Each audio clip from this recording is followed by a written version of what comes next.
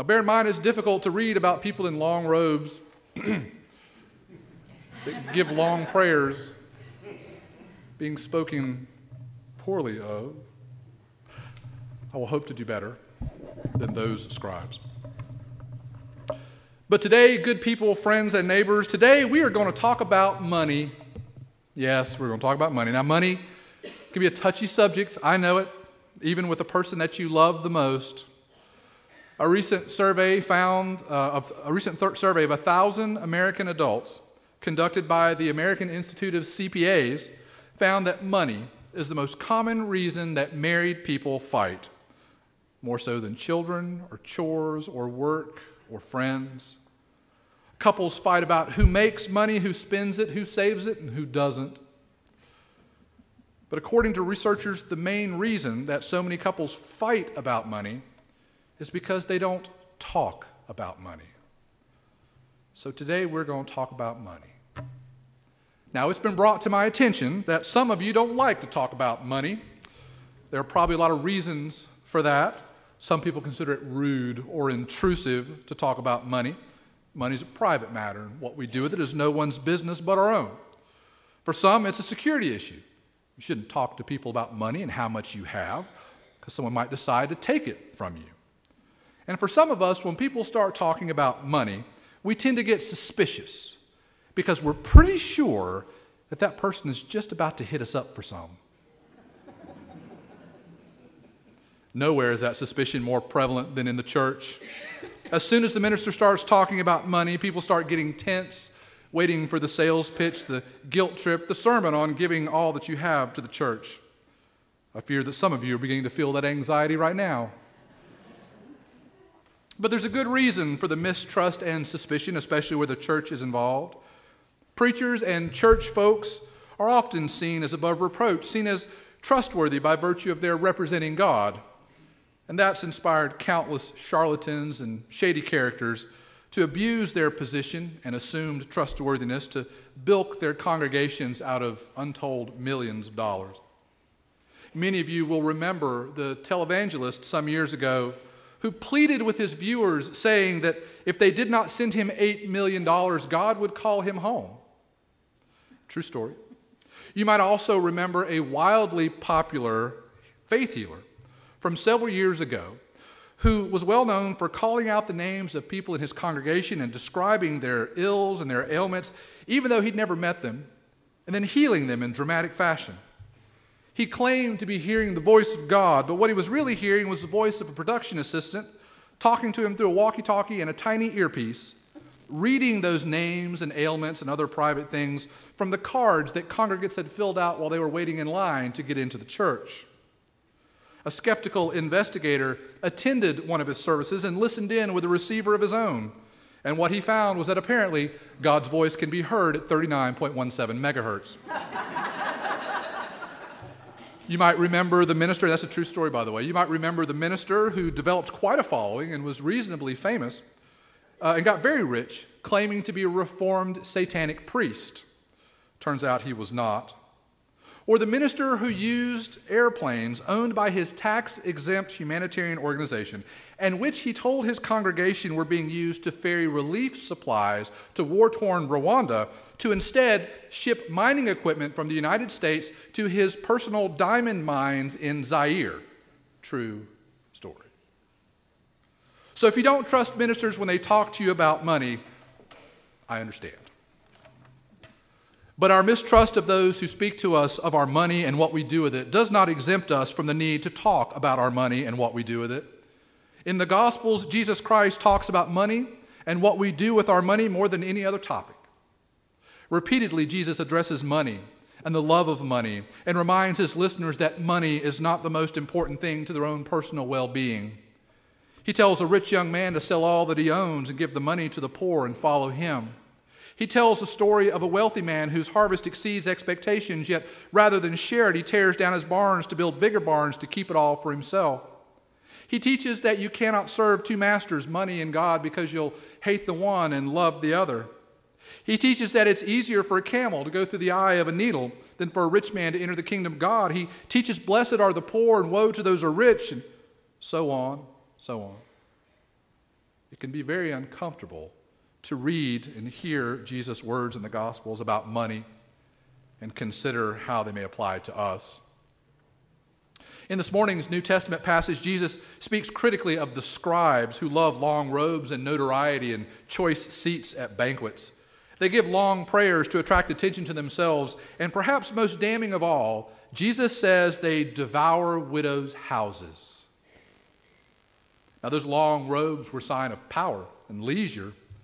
Like Joseph's coat of many colors, it was the kind of robe in which a person could neither hurry nor work.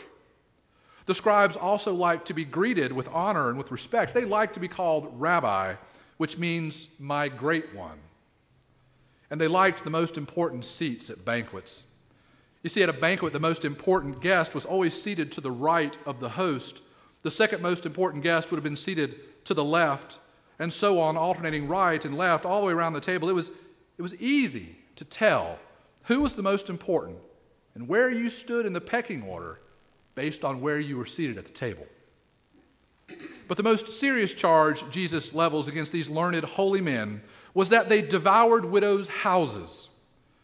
New Testament scholar Douglas Hare tells us that despite their thirst for honor, the scribes behaved dishonorably, using their profession and status as a means to defraud widows of their husbands' estates, perhaps by charging illegitimate fees or by abuse of a trusteeship. See, as we said before, women had few rights in those days, and a widow with no close male relative had even fewer rights than most. These scribes who devour widows' houses are taking advantage of people who are already vulnerable. It is a little ironic, then, that Jesus contrasts the unscrupulous nature of these scribes with the example of just such a widow. Jesus sits down opposite the place where the offerings to the temple are being left, and he watches as people come from different social and economic backgrounds and leave offerings of different size and value. But then a very poor widow appears and drops 2 small coins in the slot and walks silently away. We know neither her name nor her situation other than that she is widowed and that she is poor. But Jesus says that her offering is greater than all the others because it comes not from great wealth but from extreme poverty. He says, in fact, that these 2 coins are everything she had and all she had to live on. Now, as we read the Gospels, we do so with the understanding that the authors of these books include some stories and leave out others in order to make a point or to underscore some particular aspect of Christ's teachings. So the question arises for us, why does Mark include this small account of the widow's offering? Well, the importance of this story is not in the giving, because everyone that Jesus observes that day approaching the offering boxes gives, rich and poor and middle class. Bringing an offering does not make the widow unique. The importance of this story is not in the amount of her offering either, because the monetary value of her offering is inconsequential. The 2 coins she drops in are called lepta, and they were roughly equivalent to 0.7% of a denarius, which was a single day's wages for an unskilled worker. Now let's figure what that would be in our context today, shall we? The minimum wage right now is $7.25 per hour. A full day's work is 8 hours. So that means a full day's wage for general unskilled worker would be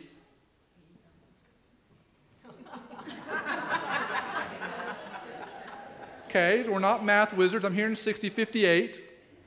All right, am I right? Somebody look it up, make sure I'm right. Last week I said there were 6 people installing a pastor, there were 7. So my math isn't the best either. $58. So 1% of $58 would be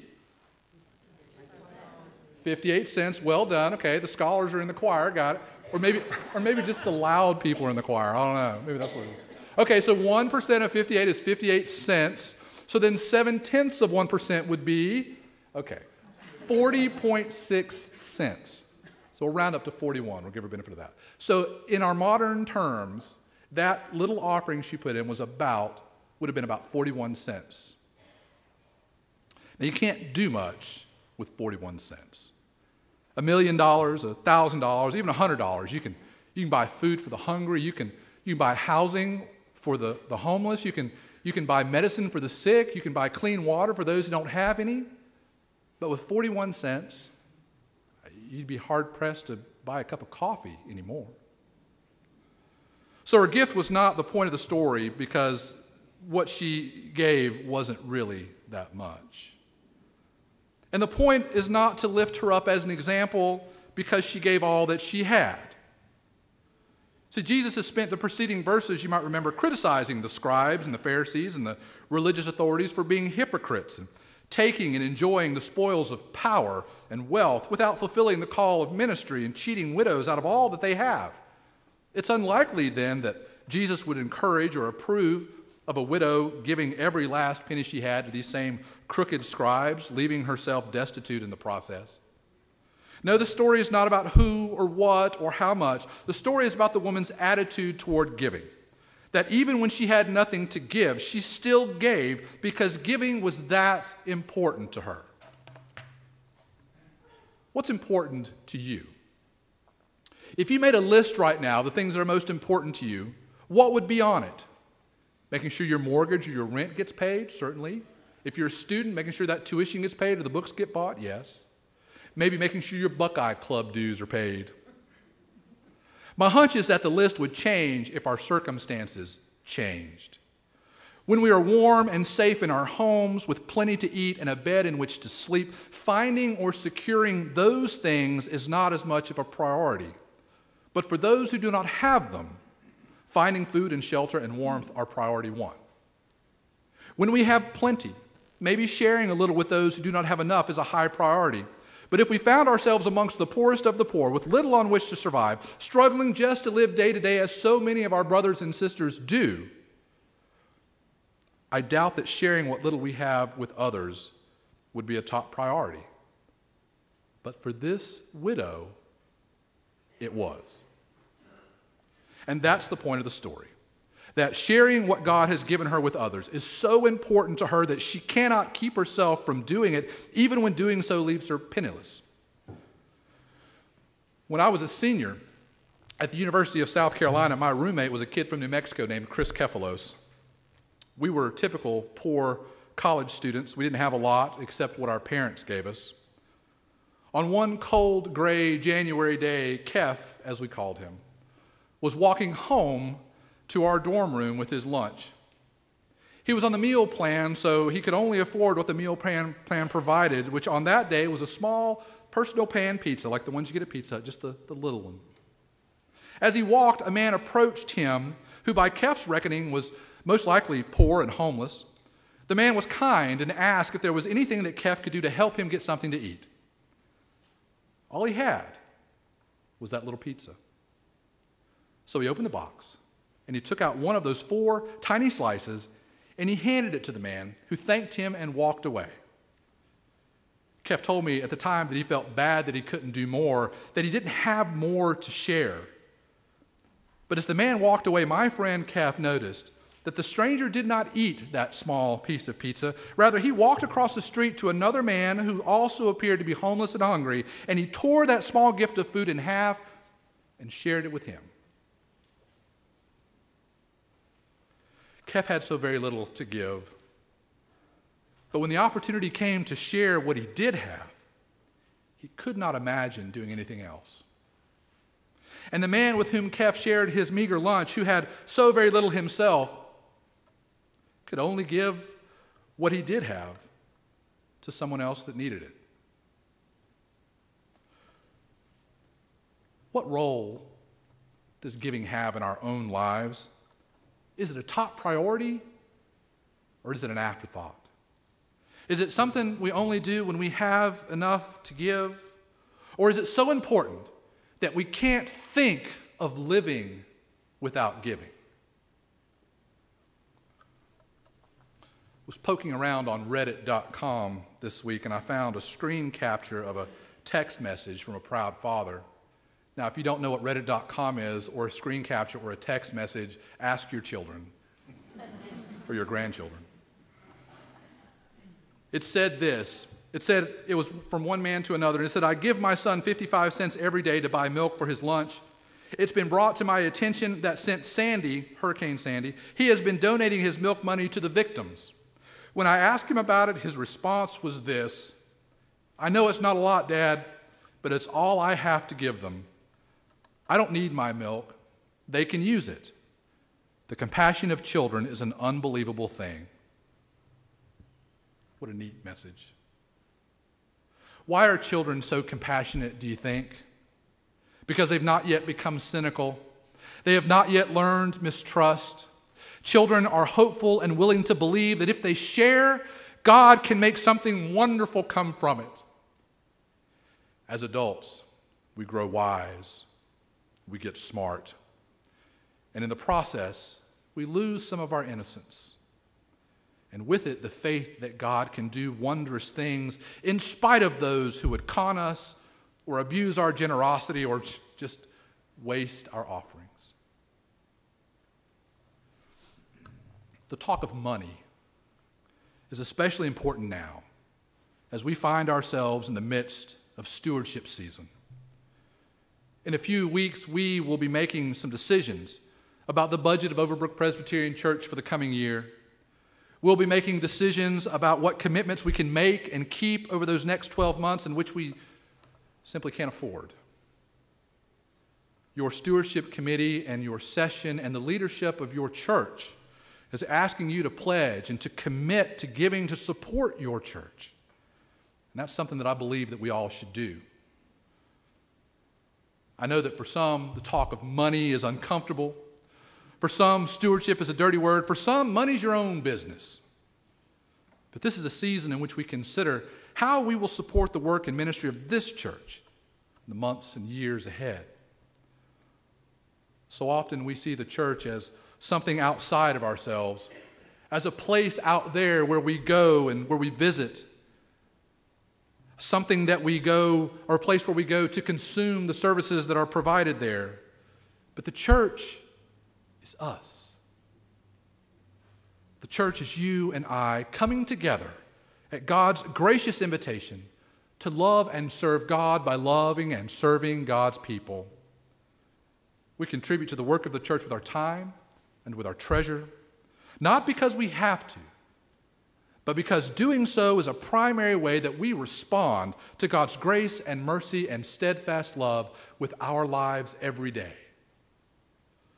Like the widow before us, our giving back to God should be just as important as anything else we do. To God be all glory, honor, power, and dominion in this world and in the world that is to come.